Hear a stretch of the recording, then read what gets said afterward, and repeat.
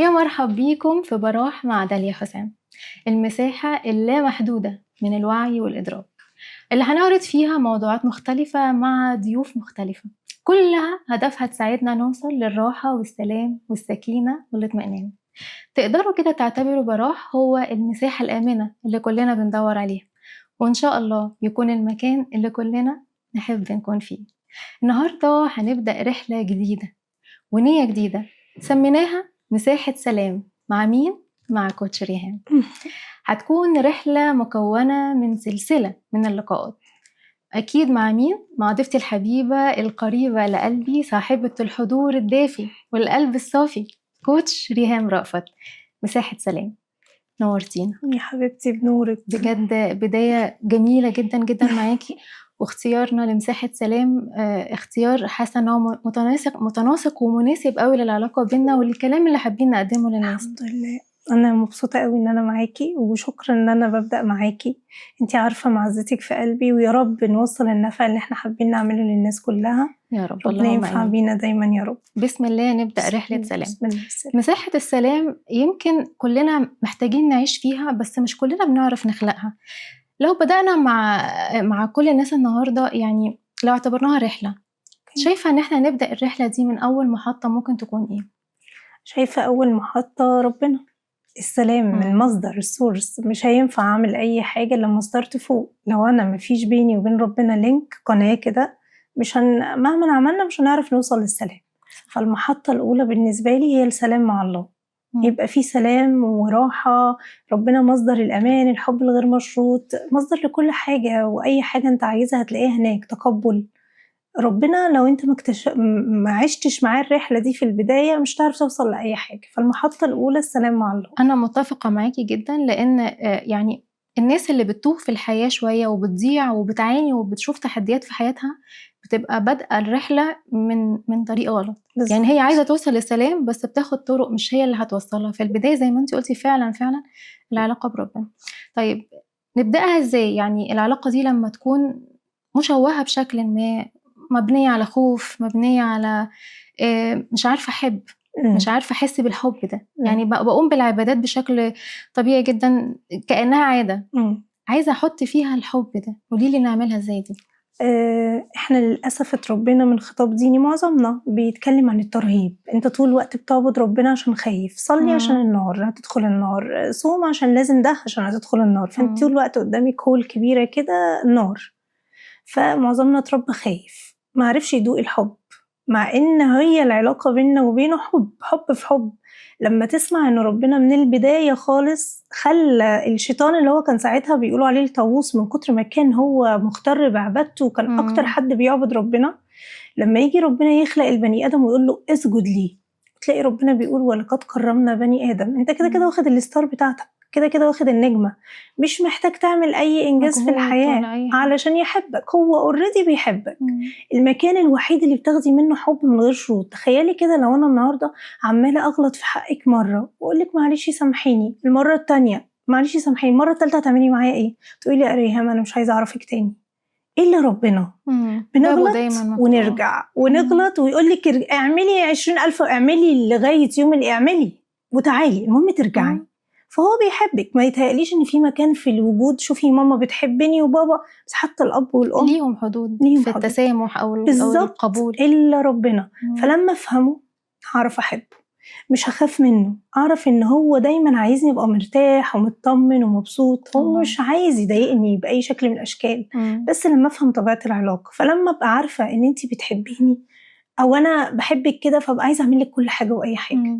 عارفه يا ريهام، المنظور اللي انت بتتكلمي من خلاله على العلاقه بربنا تخلينا، يعني حتى لو في تحدي او في زي ما بنسميه ابتلاء ونبقى حاسين ان احنا حفره وقعنا فيها مش عارفين نخرج منها، فمجرد ما ارجع لشكل العلاقه اللي انا عايزه اعيشها مع ربنا او عايزه اعيش الحال ده بيطمني. عارفه ان هو بيعمل كده عشان هو بيحبني، مش عشان بيعاقبني عشان انا عملت غلطه اكيد فبتعاقب. لا خالص. يعني ونيجي لحته كل امر ابن ادم خير، كل حاجه خير. اوعى تفكر انه انت متكعبل النهارده في ابتلاء. في ناس تقول لك اصل لازم ابقى في ابتلاءات كتير في حياتي عشان ابقى عبد صالح. مين قال ده؟ لا مش لازم على فكره. هو ممكن ربنا النهارده انت شايفه ابتلاء بس هو كله خير. النهارده انا في شغل ما ومره واحده حصل موقف ما وسبت الشغل، انا هقعد اعيط انه ازاي وبيتي واتخرب وبتاع، بس ربنا عارف ان انت لو كملت في المكان ده هتخرج بمصيبه اكبر بكتير من اللي انت خرجت بيها النهارده. هين احنا عليك لما على بيبقى فكره. عندنا يعني اما بنبقى جوه المشكله بيبقى رؤيتنا محدوده قوي قوي، بالظبط. يعني غرقانين في تفاصيلها والمخاوف بتسيطر على الشعور كله، بيبقى كله خوف، فما بنبقاش عارفين نطمن نفسنا. لا هو اكيد خير. ممكن بعد يومين 3 لما تبداي تهدي تبدأي يبدا تشوفي. البصيره بقى تشتغل، تبدأي يبدا تشوفي. الحكمه بقى تعرفي ان اكيد خير وتهدي. بالظبط. هو السلام مش هيجي الا من عند ربنا، واحنا دايما نقول لو انا هشتغل على نفسي هو خط متوازي ده جنب ده، علاقتي بربنا ولازم انا اشتغل على نفسي، ما ينفعش حاجه تيجي على حاجه، الاتنين بيمشوا جنب بعض. علشان كده احنا ان شاء الله يعني في اللقاءات اللي جايه بعد كده هنتطرق للعلاقه بنفسنا برضو، وازاي ان احنا تكون علاقه سويه. بس احنا بدانا البدايه صح النهارده من العلاقه بربنا.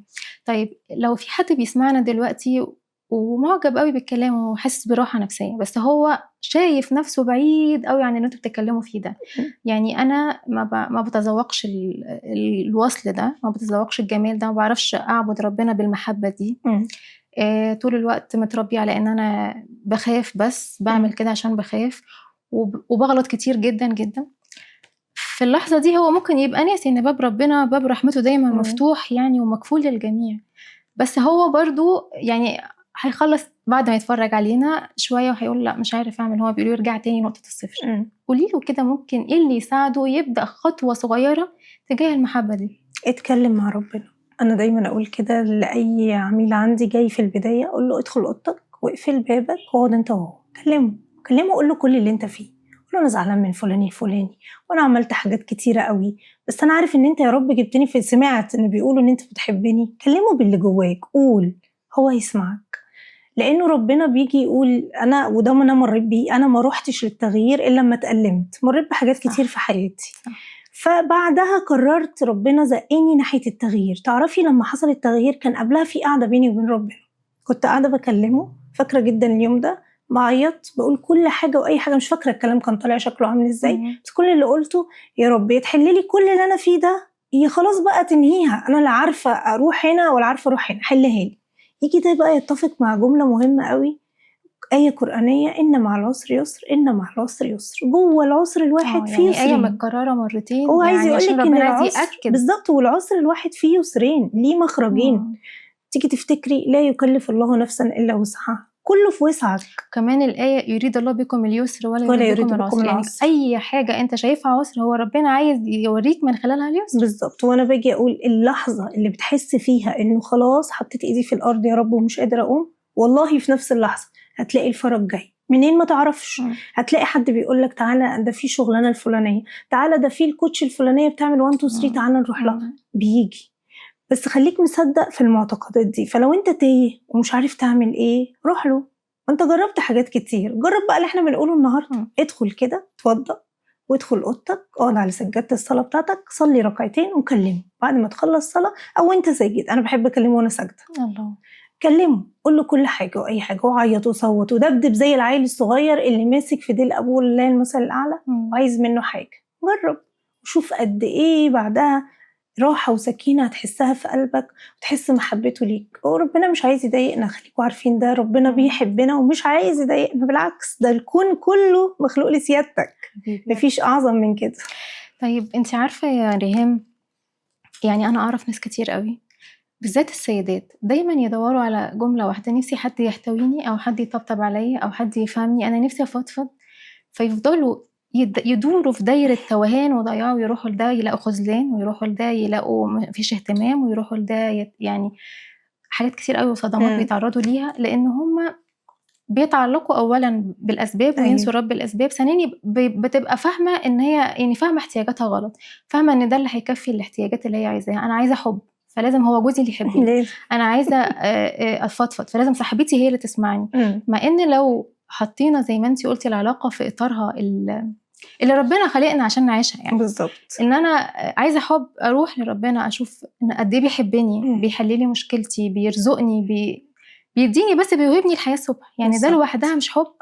طبعا أكون بيرزق العاصي والطائع بالزبط. يعني ربنا مفيش حب أكتر من كده لعباده.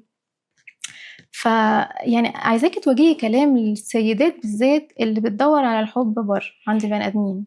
انا كمان بشوف الاكتر من ده السيدات اللي متعلقين بولادهم. كمان يا دي نهار حاجه ابيض، برضو كمان. لدرجه ان ممكن ما توديش مدرسه، ما توديش نادي، لو ابنها بره تبقى في حاله صعبه جدا انه ازاي وقلقانه. ربنا جابنا الدنيا عشان نحبه، الهدف الاساسي اصلا احنا جايين عشان نعبده ونحبه، مش جايين عشان نحب اي حد غيره، بس بنحب الناس من خلاله. فمين الاساس بتاعك؟ ربنا. فلما بنفك التعلق بالبني ادمين وبالكوبايه المج بتاعي اللي بحب اشرب فيه الشاي الصبح، والموبايل بتاعي واللابتوب والعربيه والشقه واللي معرفش ايه، اما بتتخلي بيحصل التجلي. صح. فيعني ايه اتخلى؟ يعني انت ما جيتش عشان دول، انت جيت عشان تحب ربنا. فلما تيجي الصبح كده صحيه وتقولي يا رب انا بستودعك ولادي ونفسي وجوزي، كل حاجه حلوه بتحبيها في الدنيا حطيها في الخزنه الكبيره بتاعت ربنا، وطمني بالك بقى. انت ما جيتيش عشان تحبي ده وتحبي ده وتحبي، انت جيتي عشان تحبيه هو، ومن خلال حبك ليه كل حاجه هتلاقيها ماشيه سهله وبسيطه. وكمان عارفه ابقى شايفه النعم اللي انا متعلقه بيها دي ان هي نعم منه. يعني انا ولادي بحبهم قوي، هم في الاخر انا ببص لهم احس ان هم هديه من ربنا، هم مش بتوعي، مش ملكي. يعني مش انا عشان شاطره فبقى عندي ولاد كويسين او زوج كويس او بيت كويس او whatever. النعمه اللي انا متعلقه بيها بشوفها دايما هديه من ربنا. بالزبط. فعشان احافظ عليها اشكر اللي وهبها لي. بالظبط. وفي حاجه تانية، لو انا معرفتش ان انا عايزه ربنا ايه الهدف من جيتنا في الدنيا، يجي وحد يقولك ايه، لو جوزي جراله حاجه هموت، مش هقدر اعيش. ربنا يعمل ايه بقى؟ ربنا فوق جوزي تحت. ربنا يعمل ايه بقى؟ يروح واخد ده، متي ما متيش، عشان انا اصلا السر، انا اصلا الحكايه في الاول في الاخر انا. وبيحبنا وبيغير علينا جدا. فلما يحس ان في حد شاركه حبك ده، لا مش انت ما جيتيش عشان ده، حبيني. فلما تحبيني هتعرفي على فكره تحبي جوزك بطريقه صحيه، مش هتخنقيه بقى. ما لما انا اقعد اقول يلا يا داليا حبيني، يلا تروحي زهقانه مني، ويا شيخه روحي بقى انت زهقتيني، يلا صح. ولادي يلا تعالي اسمعيني، تعالي اعملي لي. صح. لما بقى احب ربنا واعرف ان ما حدش يعمل لي حاجه غيره، فاحبه واوجه الطاقه دي كلها ناحيته، هتوازن بقى. هاجي لداليا انا قاعده مرتاحه كده يا دودو، بقول لك ايه، تعالي نقعد مع بعض قاعده كده فيها حب، او ابادلك المشاعر بتوازن، عشان انا عملت بدون احتياج. بالظبط. فائض، يعني بنسميه فائض احتياج، لما بكون محتاجه قوي للشيء ده. بالزبط. على قد احتياجي على قد بعده عني. بالظبط. لان انا اديت فائض من الطاقه. فانت اهم حاجه لازم تحط هنا في الريسورس بتاعك المصدر، والعبادات دي الشاحن بتاعك ده. شفتي الموبايل كده لما البطاريه بتاعته بتفضى، احنا ليه بنصلي؟ ما هو انت لو ما صليتش على فكره بطاريتك هتفضى، مش هتقدر والله تكمل. بس لو صليت بالصلاه الصح، يعني هو كده الصلاة يعني لو حتى لو مش بصليها بخشوع قوي، او حتى دايما الشيخ يعني يقولوا كده استمر فيها، مش حاسس بحاجه فتبطل صلاه. وخلي بالك الخشوع ده في ناس بتقولك انه لازم الصلاه كلها ده، ولحظه انت عملت الخشوع. يعني ليله القدر، يقولك ليله القدر يوم كذا، انا بحس ان كل واحد مننا ليه ليله القدر بتاعته. بحس ان ربنا بيتجلى عليكي كده ويخليكي يسوق على لسانك دعوات انت ما تعرفيش، وتحسي قوي ان ربنا قاعد معاكي وموجود. فكل واحد ليه المساحه الخاصه بتاعته مع ربنا. اعبده ستارت. يعني لو انا حد بعيد خالص، لا تعالى صلي، ما تركز، مش مشكله. مره على مره على مره يبدا يدخل في قلبه. بس كل المطلوب منك حس اللي بتقوله. انا بسجد، حس بتسجد، بتركع، حس الركوع، اديله وقته. كل حاجه لو اديتها وقتها شويه بشويه بشويه الخشوع هيجي. صح. فما دي حاجه سهله عشان ما يستصعبوش حته لان انا جات لي بنوته، انا عندي مراهقين جات لي بتقول لي ريهام انا مش بصلي عشان قالوا ان الصلاه لازم يبقى فيها خشوع، وانا مش عارفه اجيب البتاع اللي انتوا بتقولوا عليه. فمش هصلي. لا ما للاسف في ناس كتير بتعمل كده، علشان كده انه لا دايما الشيوخ ياكدوا كمل صلاه، انه لا ما بلاش تحط الشرط ده تعجيزي. يعني وبالذات لو حد لسه بادئ، الاطفال لو بنعودهم، حد بعيد عن ربنا وبدا يقرب. على فكره احنا كلنا مش كل صلاه مهما حاولنا بتبقى في خشوع، وطول حتى لو الوقت وصلت للحال اللي بنتكلم عنه مش هتبقى. بصي علاقتك بربنا ما بتمشيش كده. حتى الشيوخ يقولوا كده، بتطلعي وتنزلي وبتطلعي وبتنزلي. بس لو انا عندي ثوابت زي الصلاه مثلا، انا محافظ على ال5 فروض بتوعي، لو ايه اللي حصل مش هسيبهم. لما بتقعي هنا، غير اللي اصلا الصلاه بالنسبه له هي اعلى حاجه، فلما يقع هيسيب صلاه، هيسيب صوم، هيسيب كل حاجه. فدايما اقول خليك حريص حتى على البيزك، الاساس، الصلاه ال5. ما اجيش بقى اقول له يلا حط لي السنه، يلا الصوم، هو لوحده لما هيدوق الحال ده هيلاقيه عايز يزود، هيلاقي نفسه هيلاقي عايز يزود. من ذاق عرف ومن عرف اخترف. طيب قولي لي لو هنختم، إزاي رحلتنا للسلام يعني نصيغها كده في علاقتنا بربنا، يعني إزاي العلاقة بربنا دي توصلنا للسلام اللي بندور عليه. زي ما قلنا في البداية، حبه، ما تخافش منه، فهمه، اقرا كتير واسمع وشوف أسماء شيوخ. الله الحسنى. اسماء الله الحسنى انت اصلا ادعي بيها، هو ربنا مم. اللي قال فعلها. مم. النهارده ابدا كده، حط نيه قويه النهارده، يا رب انا بعبدك وبدعيك باسم الله الودود، باسم الله السلام، مم. واستشعر السلام في علاقاتك. مم. حس ان القرب منه، وانه هو مش بس جايبك عشان يعذبك وتعبده، ايه ده؟ لا، هو اكيد جايبك عشان بيحبك، جيت الدنيا عشان ربنا بيحبك. ربنا دايما واقف في ظهرك، يا نهار ابيض لما تكوني عارفه ان ربنا كده ده محاوطك، هو مش طبعا واقف في ظهرك. الولي. مفيش بعد كده بقى، يعني مم. شوفي لما اقول لك رئيس الجمهوريه قبلك النهارده، يا سلام هتجري ويلا بقى قولي كل حاجه. ده ربنا 24 ساعه فاتح لك بيبان وبيقول لك تعالى قول لي انت وبيدبر عايز لك ايه. أمورك، يقول لك أنت ما تشيلش بينزل هم. بالليل في الثلث الاخير من الليل، بيتجلى وينزل يشوف عباده عايزين ايه. انت متخيل يا ايه؟ الله. يعني مفيش احسن من كده في الدنيا. فعلاقتك بربنا مهمه، دي الاساس، ما تسيبهاش. حتى لو مقصر قرب، اعمل اللي تقدر عليه بالراحه على نفسك، ستيب باي ستيب. ربنا اصلا دايما بيأمرنا بالتدرج، مم. على مهلك بالراحه، مفيش حد بيجري وراك. قرب بس ما تسيبش. صح. عملت حاجات كتير، توب وتعالى واعمل تاني، وربنا دايما فاتح باب التوبة لغاية ما نموت. بس يبقى من جواك مش بجاهر بالمعصية، مم. مش بعمل ده عشان انا بقى انا جامد وبعمل، لا، انا من جوايا زعلان وندمان على اللي انا عملته. ده أهم حاجة. ويمكن اللي عايزة أختم معاكي بيه برضو، إن إحنا بنتكلم مع اللي بيتفرجوا علينا دلوقتي علشان هو ده مدخل السلام، يعني مش عشان بس هو مش برنامج ديني على فكرة. احنا بنقولك كل مشاكلك هتدخل بالظبط. حلها من الباب ده، لو دخلت من باب غلط مش هتوصل لحاجة. فالباب الصح هو باب السلام، علشان كده دايما بعد الصلاة أول دعاء بنقول اللهم أنت السلام ومنك السلام، فربنا هو المصدر. آخر حاجة عايزة أقولها إن ربنا هو زي ما اتفقنا هو مصدر السلام، فأنا ملجأش لأي أسباب تانية طول ما المصدر موجود، لأن الأسباب التانية كلها هتخذلني لو أنا ما لجأتش للمصدر الصح.